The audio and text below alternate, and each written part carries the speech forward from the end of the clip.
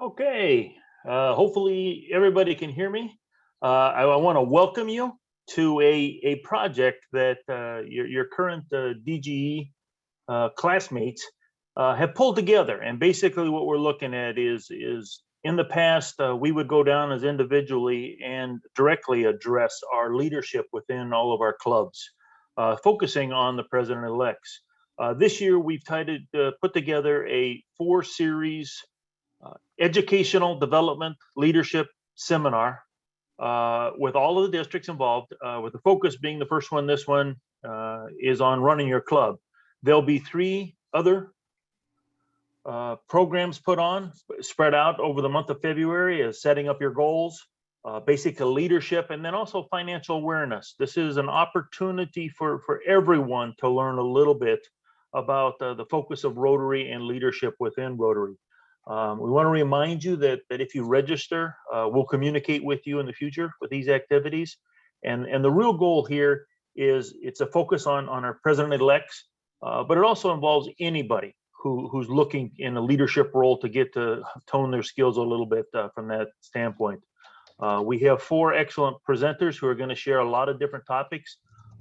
We hope to make it an interactive, but we're going to ask you to hold your questions or put them into the chat where we will be monitoring those, and then we'll share them at the end. It's just with a large group like this, to interrupt the presenter sometimes is a little bit more of a challenge. With that being said, I'll introduce the first presenter that we're going to have. It's Mark Kriebel. Mark joined Rotary in 1977. He was a district governor in 2006 and 2007. From that, the man has been on a whirlwind tour from zone regional positions, from the Zone Institute, from being the zone training coordinator. He's been an international convention speaker. He's also been the RI training leader, which is a valued role and used around the world for RI. Mark comes with a wealth of knowledge and a little bit of a dynamic speaker too. So I share Mark, I introduce Mark, and Mark, the show is yours to show us how to run your club. So it's all yours. Well, Rocky, thank you. Let me see if I can get this, this wonderful technology. So we see my screen. Mark, I forgot one technical thing. Hey, for those of you that are on video, if you could just put along with your name, if you could just put the club that you're with, that'll kind of help us then recognize where you are and different things. So if you get a chance to do that, rename yourself. I'd really appreciate that. Sorry, Mark. Well, no, you can hear me fine, correct? Okay. And you can see my screen. And so I want to say thank you. Welcome to the first of these 4. What's the acronym? MDLS. DES. Multi-district. I didn't know what it meant, and I asked, it said LDS, and I know that the Mormons are up at Hill Cumorah near Rochester, so I didn't know what I was in for, but thanks. I congratulate all the presidents-elect. This is who I really geared my remarks to tonight. It's going to be a great year for you. I congratulate you as you're about to embark on what should be the highlight of your Rotary career. Don't forget about the in-person pets, which is going to take place in March in Syracuse at the University Sheraton. I also want to thank Governors-elect Ralph, Jerry, Rocky, and Denise for asking me to present tonight. Their International Assembly, which was supposed to be held just outside Orlando near SeaWorld, was canceled, unfortunately, and it's reverted to Zoom. And they've actually had sessions. Today is the first day of the start of the International Assembly. So I didn't know if you guys might have conflicts and have to get on and off our hour tonight, but glad to see that you're all here. I'm going to go over a very large topic, which is running your club. And we're going to touch on a number of issues facing you as incoming club presidents, try to give you some tips and information to help you become an effective club leader. You know, the good that Rotary doesn't happen at RI headquarters in Evanston. Everything in Rotary happens at the local Rotary club. And that means you as club president can make things happen. You can know that one person can make a difference. You can accomplish a lot with the proper planning, and it's up to you to motivate and inspire your club members to go above and beyond what they've done before. This year, you have great support from an amazing group of AGs, DGEs, and how about that president-elect of yours, Jennifer Jones? For those of you that don't know Jennifer, she's passionate, she's innovative, she's intelligent, and she will advocate well for all of Rotary. And as you know, or if you don't, you've been living under a shell, she's the first woman in 117 years of Rotary history to lead our organization. I first had the opportunity to work with Jennifer in District 7120 when we had the Zone Institute in Rochester. That was in 2010. Jennifer and I were the co-district governor nominee trainers. And I have to say, Jennifer's path and mine have crossed in innumerable ways. We were training leaders together at the International Assembly. We were public image coordinators together.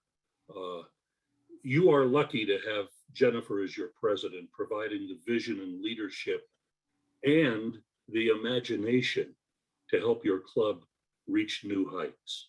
That's a great theme for this coming year. To reach those heights, though, everything happens at the club. You need to lead your club effectively. There are club administrators and there are club leaders. Let your club secretary be the administrator. You need to be the leader. So you've agreed to serve as your club president. Now what do? Well, you're the leader of the club, not the administrator. That means promoting fellowship and collaboration among your club members, other clubs, and within your district. You need to build on the tradition. The Rotary presidential terms are typically 1 year, but that doesn't mean you drop everything your club is currently doing. The continuity from year to year is a key to your club's continued success. You should build on your club's history with the ultimate goal to leave things better than you found them. You need to engage both your members and board in communicating your vision. And you need to encourage and involve all of your members in making sure their voices are heard as well. Rotary has a manual for everything. This is the manual for you. They don't print it anymore, but you can find it online. I put the website at the bottom of the screen, and it's 222EN is the document number. So you could Google 222EN Rotary, and you'll come up with it. It's about 75 pages long, too much for you likely to print, but if you store it on your computer, it's a great reference for your year. As you heard, the Empire Pets leadership has scheduled 3 more of these online seminars where some of the topics we're only able to touch on tonight will be formally discussed over the next 3 weeks. Today, our topic is very general. It's leading your club. And next Monday, a more specific session on setting your goals will take place. On March 3rd, club finances will be discussed. And in 2 weeks, leadership techniques is the topic to help in working with your board and with your members. There are a couple of things you need to know when it comes to Rotary International in your district. And I say a couple because really there are only a couple. You need to pay your dues. The second thing you need to know is you need to pay your dues. Rotary is very unforgiving when it comes to dues. The other thing is more for the benefit of your governor, and that is you need to have your goals entered online because they use those goals in order to set the goals for your district for the year. You know, there are no Rotary police, and the governor is the closest thing to the Rotary police, so they're going to enforce that you enter your goals. We don't have the time to go online and show you where on My Rotary you enter those goals. Hopefully you'll have that opportunity over the next few weeks or up at PETS. So just keep in mind, think about the goals for your club for the coming year. When it comes to setting your goals, which past District Governor Peter Cardamone will be discussing next week, specific measurable goals Don't do what? Specific measurable goals are the key to earning the presidential citation. And that's the true measure of a successful Rotary Club. The presidential citation for 22-23 will be released this week, so stay tuned. Your opportunity to make a lasting impact on your community in terms of a project can be part of your goal setting and part of your planning. It's an opportunity for whatever you're passionate about to become your club's focus for the year. Because as leader of the club, you are Rotary in your community, and that means telling the Rotary story to your members, to the media, to anyone who will listen about Rotary.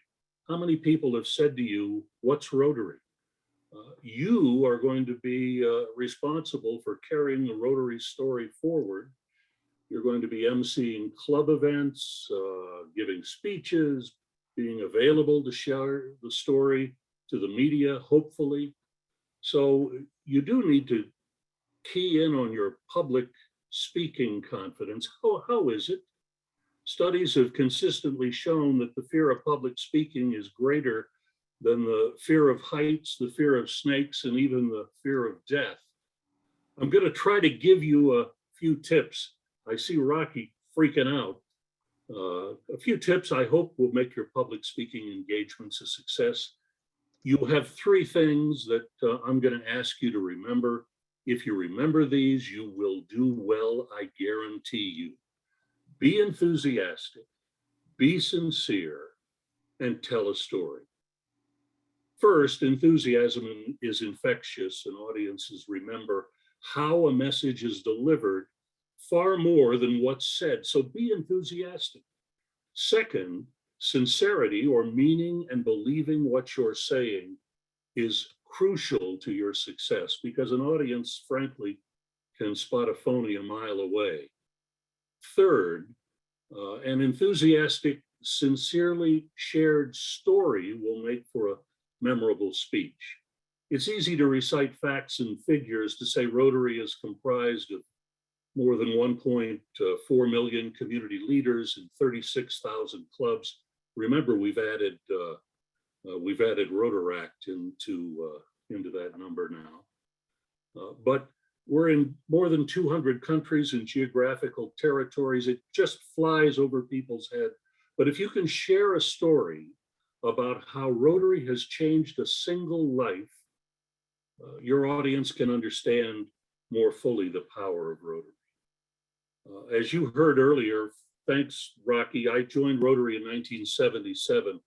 I'm an old timer. I was 24 years old at the time. Joined Endwell Rotary in 1997 when I was president of what's now called the Maine Endwell Little League. And I'll tell you, I was asked to be president of the league. My son had graduated from playing, so I didn't have an axe to grind in the league. We were faltering, we were failing, we were losing kids to Johnson City, where Rocky's from.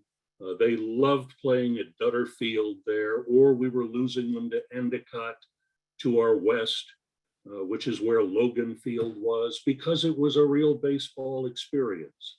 And we had nothing in Endwell. We had a town park They wouldn't allow us to make any improvements to the park.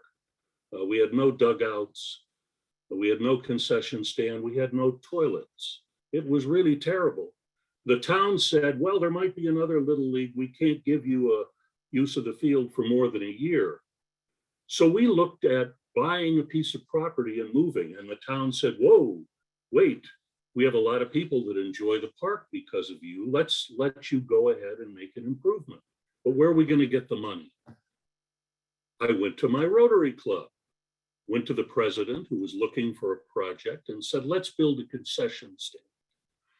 So on a weekend in the fall, we built a concession stand, and I mean, we paid for it and we built it with the sweat equity of our Rotarians.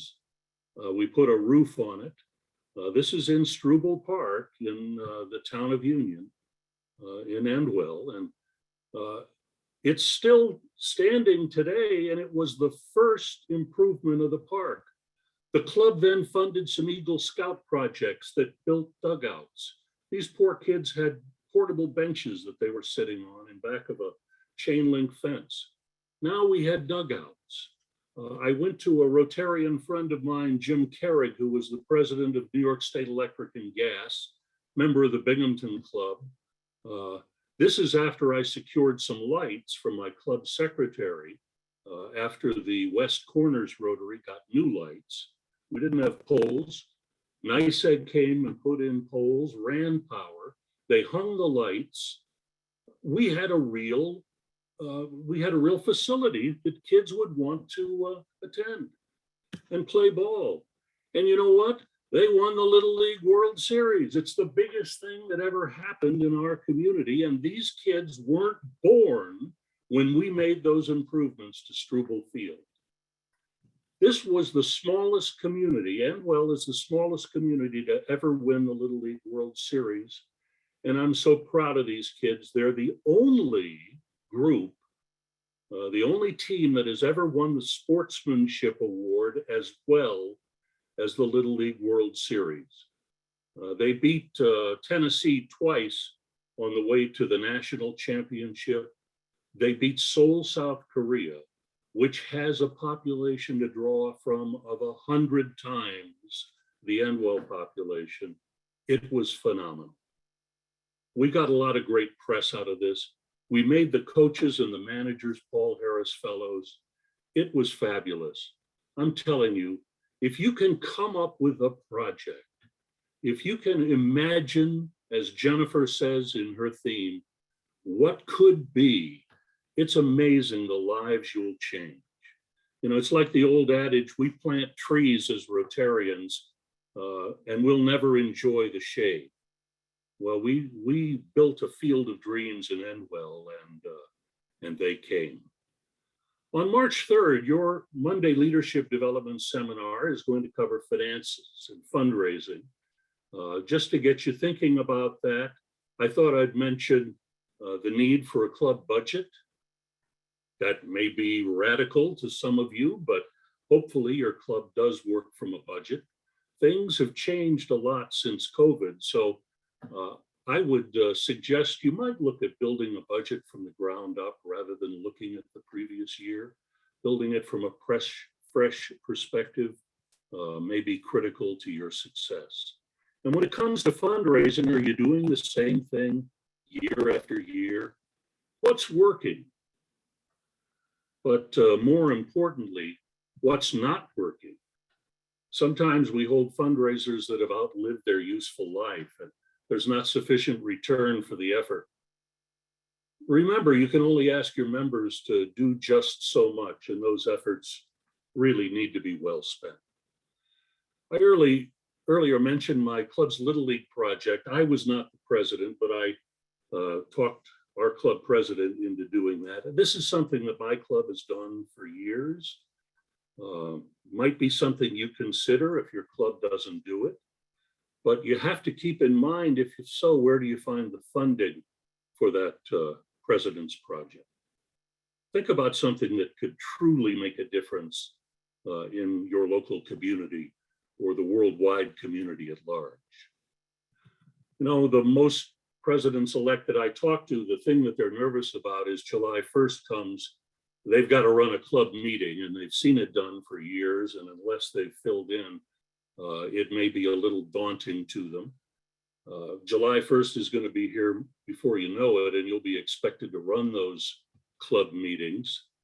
You're going to need to do your club assemblies. Those should take place at least quarterly, I would say. As president, you're going to chair your board meetings as well. And then there are special club meetings. Perhaps when the assistant governor visits, you need to give them a few minutes to speak. But most importantly, and Rocky and Denise, who I see on my screen, you're going to want to have your official visit be something special for the club, I'm sure. At that meeting, there should be no guest speaker scheduled. It's the district governor who is the guest speaker. I will tell you that the only club that scheduled a speaker at my official visit was my own club. So, you know, that tells you how much they think they thought of me. When you get to the podium for the first time in July of 2022, you're in charge. So what do you do? First, I suggest having a printed agenda. Now, it can be a template that you fill in every week that you can use for the entire year. You can put it on your tablet. You can put it on your smartphone. Because a member, believe me, a member is going to approach you with an announcement or a request, and you have to have some place to make a note of the request in case you forget it. You don't want to forget it because you want your club members happy. So have that agenda. It allows you to follow down the schedule and take notes and make notes, because things come up in your meeting and you need to have a place to make notes as well. Now, who introduces your guests? This is a very important part of the Rotary experience because it shows your members we're part of a family of Rotary from around the world. If it's family members of a Rotarian, if it's community guests or visiting Rotarians, Rotary is a welcoming organization. Particularly when you have visiting Rotarians, it's a reinforcement to your club members that they are welcome at any Rotary club worldwide whenever they're in the neighborhood. So take care of your guests. Then there's the guest speaker, who's likely the most important part of your regular meeting. Who is going to introduce the speaker? How much time do you give them to speak? What happens if they go over the allotted time? I think this is a very critical thing, and it's important to keep in mind that there are speakers that will go over their time limit. Now, hopefully it won't be the district governors, because I would hate to have you cut off the district governors. Now, that being said, if you have someone who's a guest speaker and you have someone in the front row or the back of the room hold up 5 minutes after you've been told them how long it is they have to speak, that's a very positive thing. When they don't stop at the end of 5 minutes, I would suggest you as the club president stand up. Sends a visual signal to that guest speaker that it's time to wrap it up. If the guest speaker doesn't get the idea, you start moving toward the guest speaker. Hopefully that most guest speakers will then get the idea. If not, you can put your hand on the guest speaker's shoulder. Now you've really invaded their space. You can hopefully suggest that the meeting is coming to an end. If there are those that are interested, they can stay a little later and the guest speaker can take some questions. But it's really important that you adhere to the length of the meeting and have that guest speaker finish on time. Now, what about hybrid meetings? This is something that's relatively new since COVID. How do you engage those people that are online into your meeting? This is a balancing act. You don't want people that are online and dialing in or zooming in to feel that they're not part of the meeting. I think it's critical that someone monitors those that are online, that you use a chat function if you're using Zoom, that those guest speakers can be asked a question of those that have chimed in online. And likewise, if there are announcements from those that are zooming into your meeting, that you not ignore those that are joining you from home or wherever else in the world they are. But above all else, your meeting really should be fun. You know, studies have consistently shown that members join for service opportunities, but they stay for the 3 F's. This is true: fellowship, friendship, and fun. How do you keep a fun experience at your meeting? Well, as I said before, you need to start and end the meeting on time. You really do. There was a club in my district before I became district governor. The president had said, I would love to come to your pets and talk. I have something that's very near and dear to me, and that is starting and ending meetings on time. I made time for that Rotarian to come and speak. And she shared that her club lost 1/3 of their attendance because the president didn't start and end the meetings on time. People don't like to get up in the middle of a presentation and leave the meeting, so they just stopped coming to Rotary. I'm a stickler for starting and ending on time. I would suggest that that be number 1 on your agenda. Have interesting speakers. You know that interesting speakers make Rotary worth attending. It's why your members want to come. If they're timely speakers, make sure you thank them at the end of their speech. It goes a long way, and it's rude if you don't thank your guest speaker. You may want to give them a small token of appreciation or a donation to the Rotary Foundation or a charity that they may be interested in supporting. This is a great source of potential new members, but make sure you thank your guest speakers.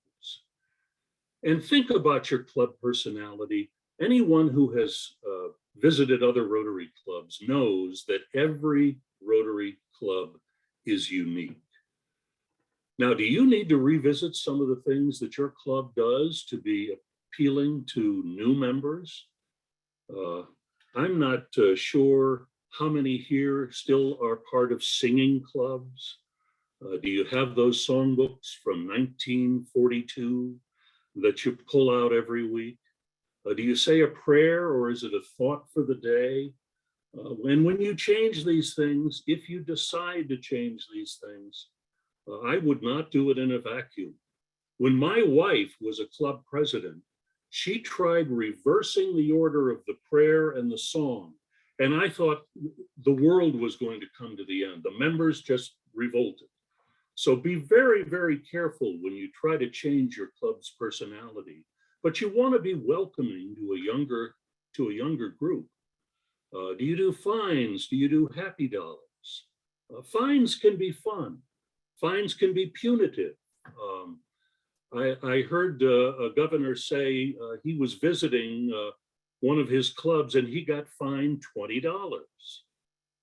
That's not the way to make a governor happy, paying a $20 fine.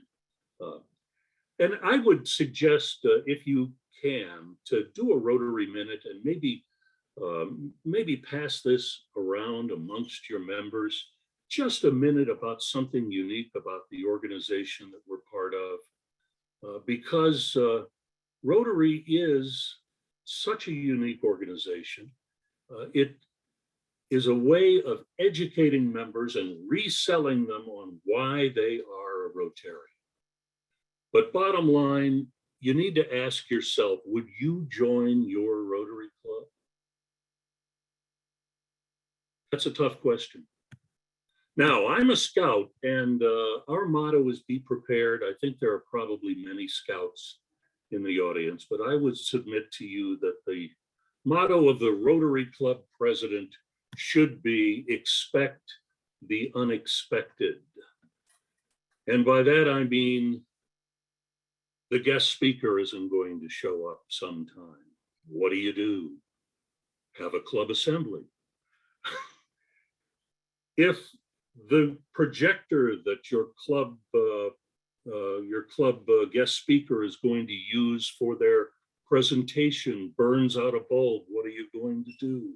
You have to have a backup. What happens if the computer doesn't talk to the projector? You really do need to be prepared for the unexpected. It's going to happen.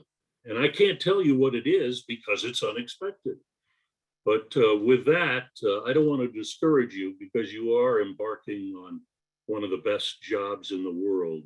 And you should be prepared to share the gift of Rotary, because Rotary is a gift to be shared. Few of us remember who the RI president was when we joined Rotary. But all of us remember who it was that asked us to join. My year as club president was 2001, 2002, when I served as president of the Endwell Club. RI president was a guy by the name of Rick King.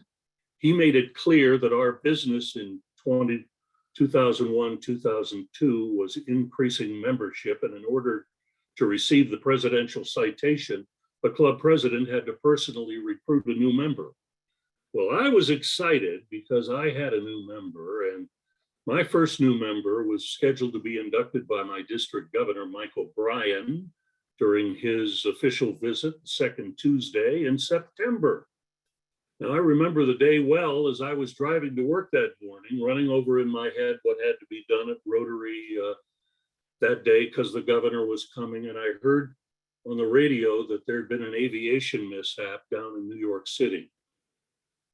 Well, by the time Governor Mike called me at 10 a.m. prior to the meeting with the Endwell Rotary Board at 11, it wasn't clear what the events of September 11th meant, other than something was terribly wrong in our country. I mean, what a day to have the official governor's visit. Mike said to me, is the meeting still on? I said, well, I haven't heard it's going to be canceled, Mike. And he said, Mark, you're the president. You would be the one to cancel it. So I said, no, the meeting is going on. Why don't you come along? So he and Linda made their way from Hancock and met with the board as we were all glued to the television set. And as we went into the meeting room after the board meeting, I saw the people at the Brothers 2 restaurant setting up additional tables. We had the largest turnout of my year as president on September 11th, 2001. The room was packed. The staff was setting up for an overflow crowd, really. But it wasn't because the governor was coming to visit. Our members wanted to be with one another. If you think back on midday of that day, our country didn't know what more was in store for us from those terrorists. But Rotarians came together that day all over the country to console and share emotions and just be with one another. I've had the great opportunity of being able to speak at a number of Rotary functions, and your incoming RI president, Jennifer Jones, heard me talk about this at Midwest Pets outside Chicago. And she came up to me afterwards and said, I didn't know that happened to you, that your meeting was on 9/11, she said, I was at my meeting on 9/11 of the Roseland, Windsor, Ontario Rotary Club. And do you know what we did? And I said, Jennifer, tell me. And she said, we stood and faced southwest toward New York City and sang God Bless America that day. Now, Jennifer is a Canadian. These are our Canadian Rotarian friends. It's amazing. Being a Rotarian is such a privilege, such a blessing. You have support from all over the world. You know, when a member is down in the dumps or excited and wants to share or just wants to escape to a safe environment from the stress of the week, Rotary is there. When you gather for your Rotary meeting, you don't know which members are which because we've all been there. We've been one of those people at one time or another. And bottom line is we're all Rotarians. 2 years later, I was an assistant governor on September 11th, 2003. I was with Governor Perry Berkowitz at the Hancock Rotary Club. And this was the second anniversary of 9/11. And as the meeting was getting underway, they said, think back to where you were. And I looked at Mike O'Brien and Lind, and they looked at me, and we knew where we were. We were with our family of Rotary when the attacks happened on 9/11. I'll never forget it. My friends, if I can suggest anything else to you today, it would be don't try and do it all yourself. I've been giving you a lot of ideas to plan through, execute, keep track of, but I implore you, don't try and do it yourself. You should delegate responsibilities to your club leadership team. If you need help, ask a specific individual with that task. A general call for help usually falls on deaf ears. Take it from someone who's been there. Ask an individual if you need help, and typically they will respond. Now, the Rotary Club Leadership Plan was developed about a dozen years ago. It calls for all of these individuals to be part of your club. Hopefully they can assist you doing their jobs in helping you run the club. Beyond that, you've got your committees, and please make sure every member of your club has a job to do and is assigned to a committee, because the quickest way to lose a member is not give them something meaningful to do. But beyond your club, you have support from your district. Most anything you need can be as close as a call to your district leadership team. But your first call outside your club should be to your assistant governor. They're there to help you succeed. They have proven leadership skills. They're past presidents themselves. They know where to go to find help or find answers for you. They're also responsible for observing and communicating names to the governor of potential district leaders. Because successful clubs provide opportunities for members to grow in Rotary, develop leadership skills, and provide motivated members to serve at the district level and at the international level. So if you think you're done after you're club president, not necessarily so. I know I became an AG just after I was president, and decided I wanted to get on the governor track, so I became a DGND, and after that I became the DGN, and then as the DGE, I attended the IA and served as a 2006-2007 under RIPE. Bill Boyd, who was there at the time, I gladly accepted another job, and that is beyond the job of DG. I became, at the urging of the RIP, I became an RIMZC. Now, the RIMZC position was eliminated after I did that for 1 year. So I became, of course, a PDG. And when you're a PDG, you need a JOB to do if you want to stay active beyond your Rotary Club. So I was lucky to get the Z31 RRI RIMC position. I had that for 1 year, and then Z31, Zone 31 went away. So I became the Z29 RRIMC, and then Ray Klingensmith, the RIPE, eliminated that position. So I joined the PIRG. That only lasted for 1 year until that became the RPIC, which I served in for 3 years. And I'll tell you, it was a great, it was a great time. I had a chance to work with the RC, which is what the RRIMC became. I served with the RRFC, and I served at the behest of the RIP and the RID. In my district, I was the DT. I served twice at the COL. And then I was, as Rocky said, I was a TL at the IA. And then apologies to Jim and Tammy Baker, I became a PTL. Now I'm part of the IFSR and actually became the IFSR IP. I then trained at the RTLI at the RIHQ and thus became an RTLI TL. And I've served 6 times as the RIPR. It's amazing what you can do. And if you understood all that, I'll make you a PHF. Now, there's really a reason that I went through all of those letters. What is it that we talk about when we say RILA and YEP and GETS and APF and EREY and TRF? We're talking Rotaryese, and we're turning off potential new members because they don't speak our language. Promise me when each of you returns to your next club meeting, you don't tell them you were on an LDS.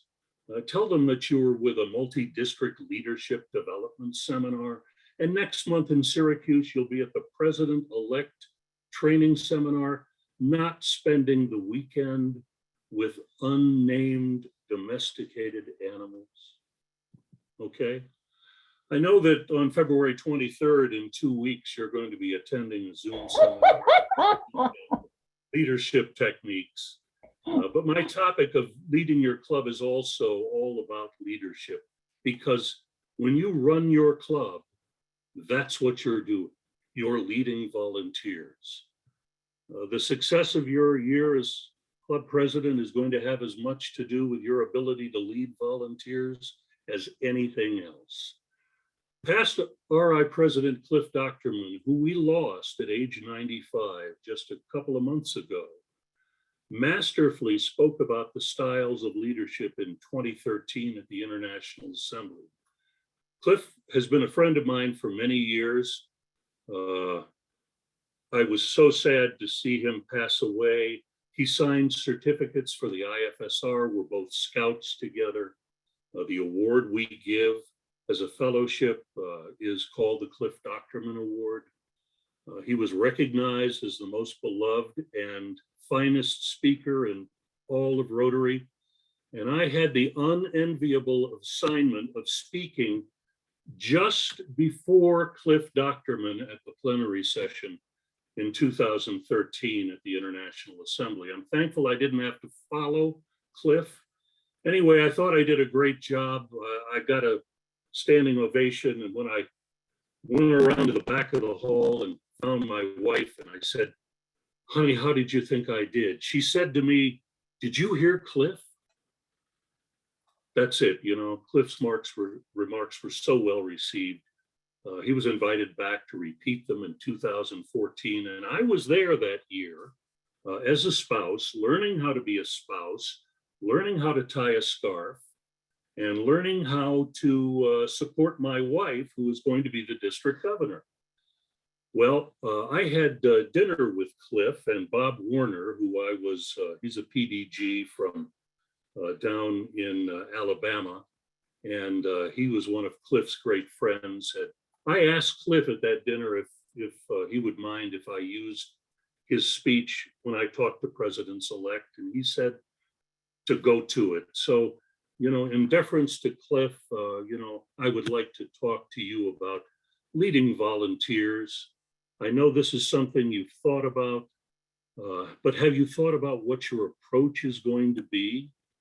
The drill sergeant approach has been tried. Do you really think your club is going to stand by for their marching orders? How about the animal trainer? How far will you get at front of your club meeting with a whip and a chair? Or do you plan to use the football coach approach, yelling orders from the sideline?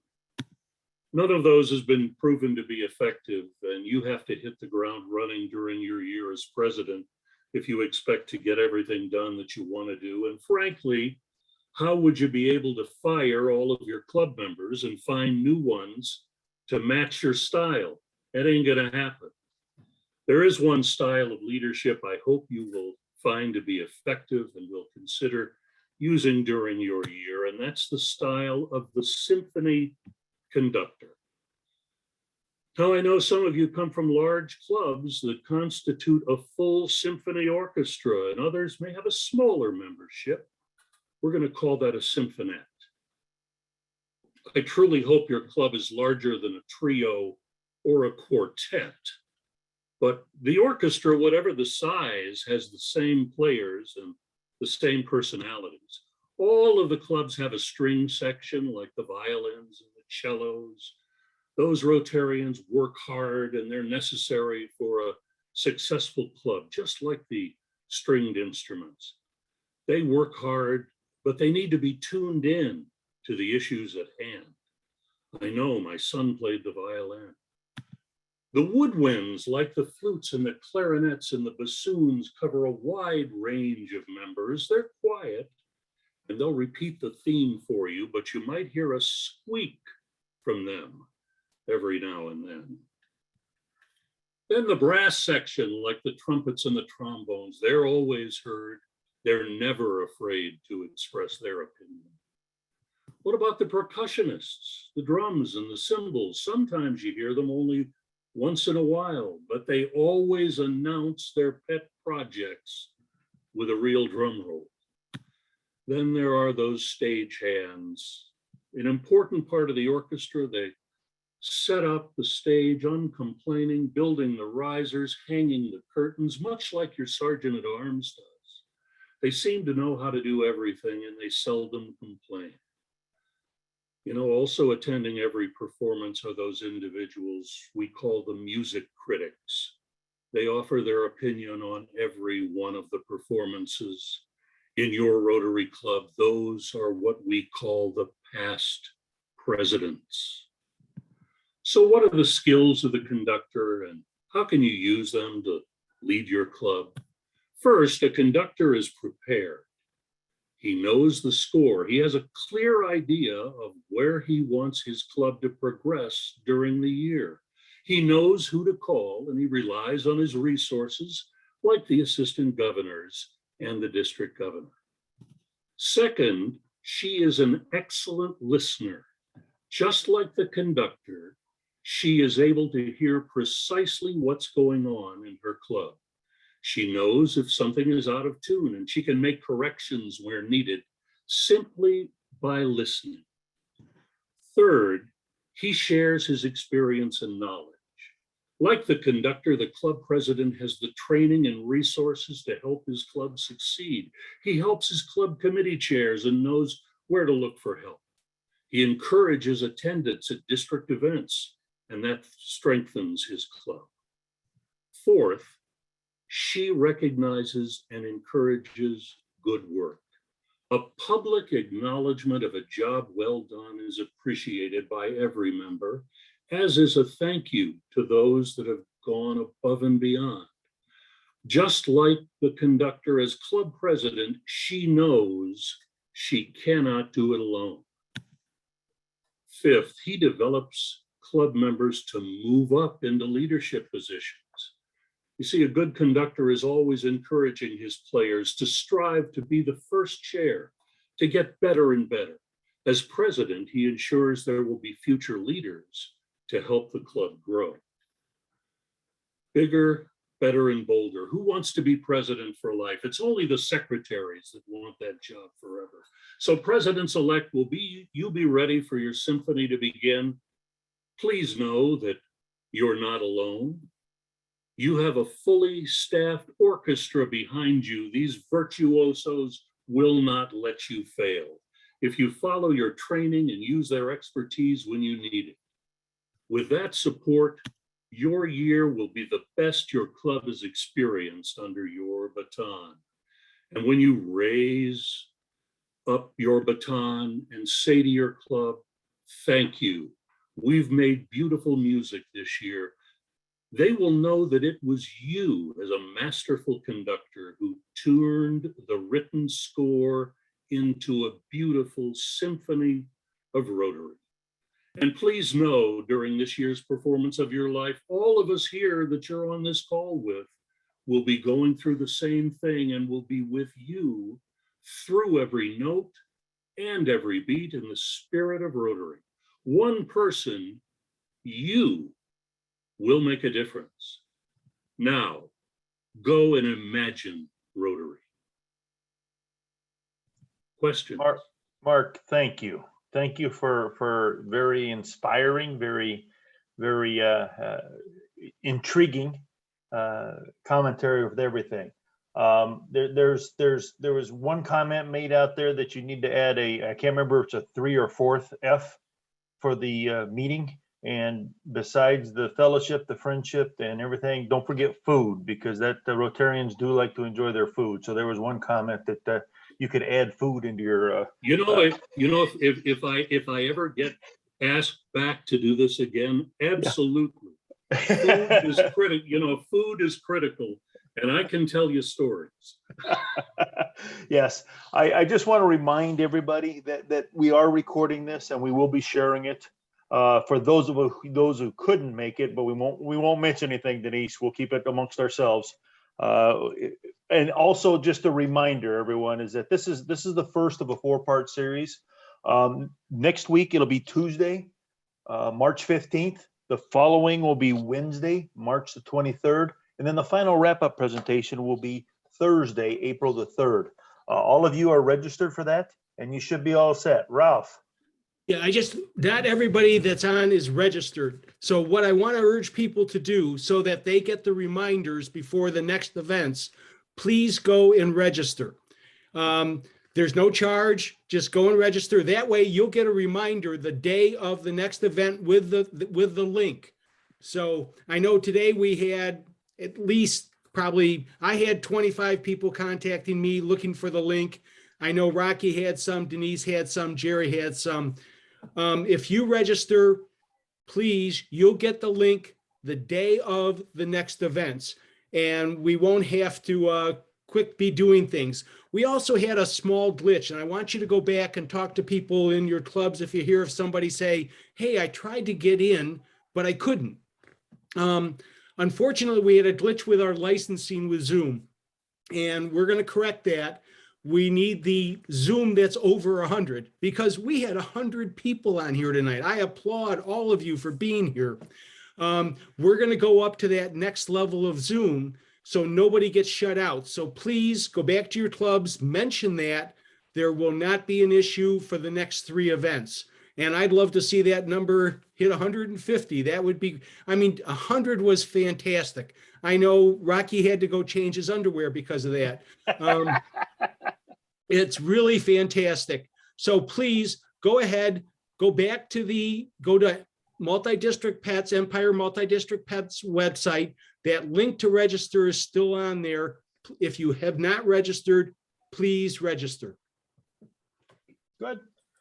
That being said, I was scanning this. The key thing is, I think we have a lot of great comments, Mark. No additional questions. All the questions were related to us to help them with the registration. So evidently you covered the topic very well.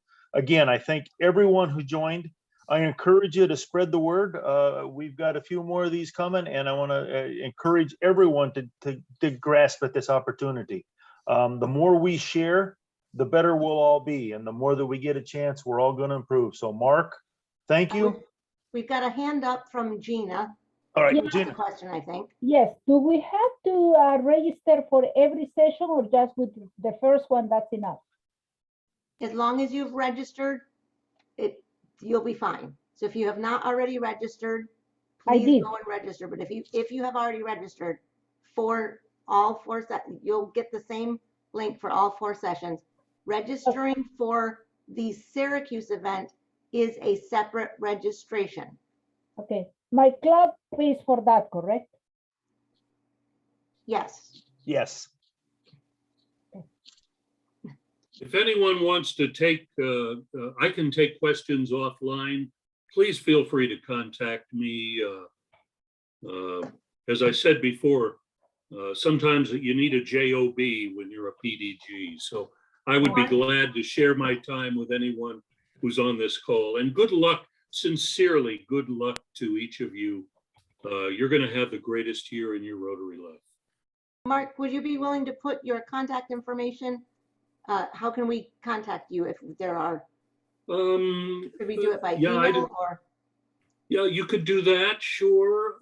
It's my first name and my last name together without a space in between.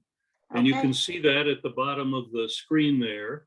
And it is at Prodigy, PRODIGY.net.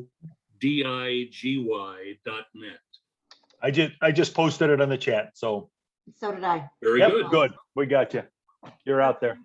Ralph, Thank you for being a great audience. You have to understand, usually I interact with the audience. It's not easy just to do 45 minutes or so without any reaction. You know, I was hopeful that I was still online, but I didn't know. Somebody else tried to ask a question before. yeah, I am over here, Denise. Hi, Mary. Hi, Denise. I registered, and I wasn't sure that I registered because I didn't get a link. My question is, it went back in, tried to register, and it said I was registered. I did not get anything. I really don't know what to do from here. Okay, check your email for an email from me Okay, with the link. I'll make sure Okay. that you have it. okay, thank you. You're welcome. We're gonna do that as Ralph mentioned. We're gonna over communicate these links to make sure everybody gets that opportunity. Mark, you have one question from Pamela Baker asking